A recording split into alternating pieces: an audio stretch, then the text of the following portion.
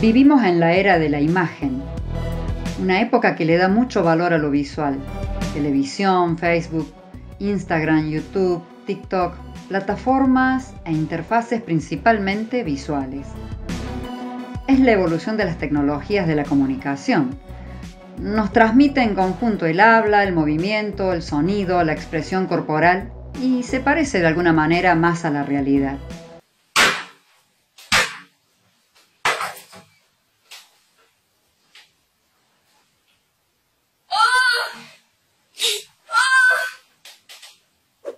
Sin embargo, el lenguaje continúa siendo abrumadoramente oral.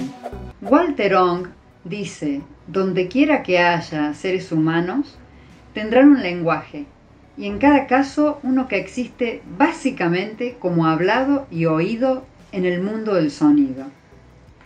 Por más imágenes que haya, hablamos y somos hablados todo el tiempo. El 2020 nos sacudió a todos, a todas. Reparamos en la necesidad de escuchar a otros, a otras, y de recuperar esa oralidad que nos acompaña desde nuestros orígenes como especie y que hasta hace solo unos 5.000 años fue la única forma de contarnos la historia. ¡Momentito, no cuelguen! ¿Aló? Hable más fuerte que tengo una toalla. Desde que comenzó la pandemia, pasamos horas, días, semanas frente a las pantallas. Videollamadas, maratón de series, aplicaciones, un eterno día de la marmota, hasta el cansancio. Agobiante. Buenos días. A ver la marmota, ¿eh? Sí. ¿Será una primavera temprana? ¿No hicimos lo mismo ayer? No sé a qué se refiere. En ese agobio nos encontramos con el sonido, con los sonidos. El sonido de los pájaros, el sonido de nuestras mascotas, el sonido silencioso de la ciudad vacía, el sonido de la música, de los músicos tocando o cantando en los balcones de la ciudad. Y nos encontramos con el sonido de la voz. Nos reencontramos con la voz de los amigos y amigas. Volvimos a escuchar el sonido de la radio y obviamente no pudimos evitar escuchar el sonido del momento, el podcast.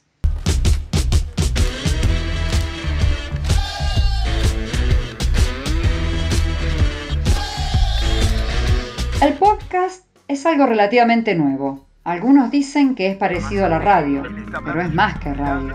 La radio y el podcast son formas de oralidad secundaria. Oralidad mediada por tecnología. El podcast rompe con la linealidad y la simultaneidad de la transmisión radial. Se puede escuchar un episodio en cualquier momento, en cualquier lugar, interrumpir la escucha y volver a escucharlo después. Pero además es un medio accesible en su producción. Y eso propicia la participación. Todos podemos hacer un podcast. Bingo. Clarence Wendell reporting, and today we're going to talk about climate change. Desde 2015, el podcast vive una época de expansión, pero fue con la pandemia que comenzó su época de oro. El escritor y periodista Jorge Carrión dice que el podcast no nos entra por los ojos, sino por los oídos, como los mensajes de audio de nuestra pareja, de nuestros hijos o nuestros padres. Hijo, en Mendoza desde hoy es obligatorio usar el taparrabo.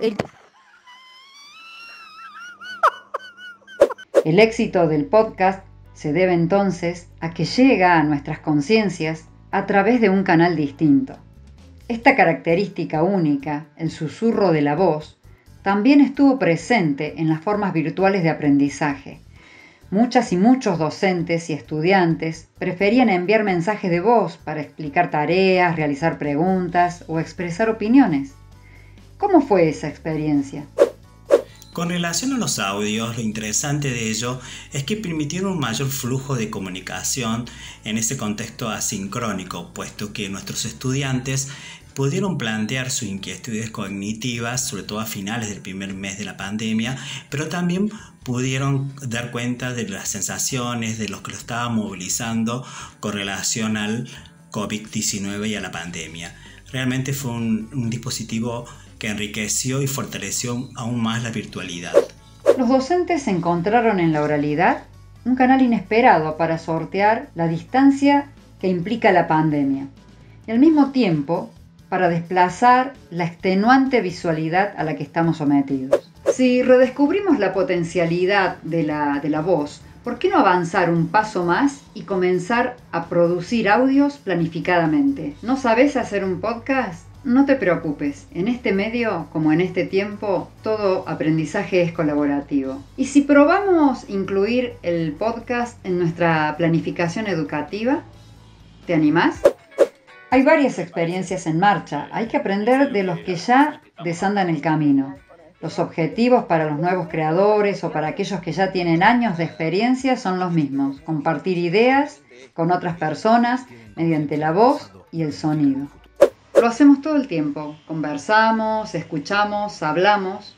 Ahora contamos con otro medio que nos permite digitalizar nuestros diálogos y así poder llevarlos a los lugares más lejanos y a los lugares más cercanos también. Necesitamos aprender, enseñar, comunicarnos, compartir historias, compartir experiencias. Necesitamos construir colectivamente conocimiento. El podcast es una oportunidad, es un medio generoso para experimentar. Ahora tenemos que pensar qué historias queremos y qué historias necesitamos empezar a contar.